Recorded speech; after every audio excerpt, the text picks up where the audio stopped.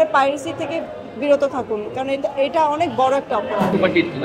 অবশ্যই বরবাদের পরে বড় কিছুই আসতে হবে। শুধু একটাই দুঃখ, সেটা হচ্ছে যে আমাদের সাধারণ দর্শক যারা বুঝতে পারছেন না যে ভিডিও করাটা সিনেমা হল থেকে কত বড় একটা অপরাধ, এবং এটার জন্য আমাদের ক্ষতি হচ্ছে, হল মালিকদের ক্ষতি হচ্ছে, পুরো সিনেমা ইন্ডাস্ট্রির ক্ষতি হচ্ছে।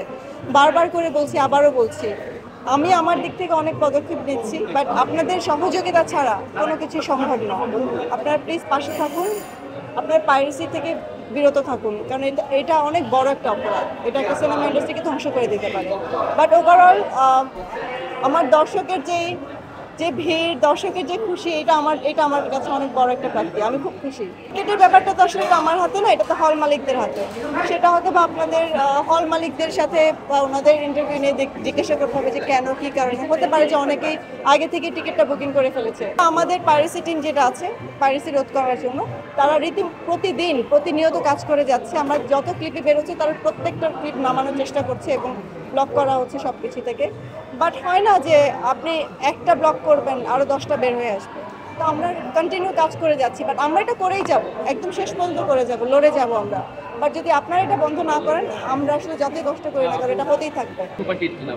অবশ্যই আমার আসলে এখানে আমার এনশিওর করার কিছু নেই। আপনারা তো অলরেডি আপনারা দেখছেন, আপনারা সিনেমা হলগুলোর অবস্থা দেখছেন, আপনারা দেখছেন দর্শকের আসছে, দর্শকের অনুভূতিগুলো আপনারা নিচ্ছেন, প্রতিনিয়ত তাদের সাথে কথা বলছেন, তাদের রিয়াকশন দেখেন, তাহলে আপনারা বুঝতে পারবেন।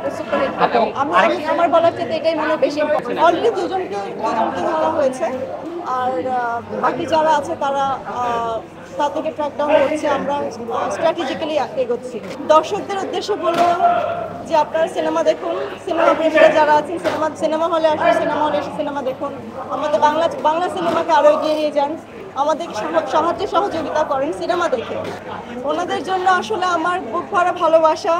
আর যেহেতু আমি এখনও কারোর সাথে মিট করতে পারিনি, সময় হয়নি, আর আমার দোয়া থাকবে সবার কাছে, সবার জন্য, যেন আমরা ওনাদের জন্য আরও ভালো কিছু করতে পারি। আমরাও চাইবো যেন ওনারা সবসময় এই যে এতটা ডেডিকেশন নিয়ে ওনার সিনেমাটা দেখতে আসছেন, আমরা যেন ওনাদের জন্য ভালো কিছু করতে পারি, আমরা যেন সিনেমা জগৎটাকে আরেকটু বাড়িয়ে নিয়ে আসতে পারি।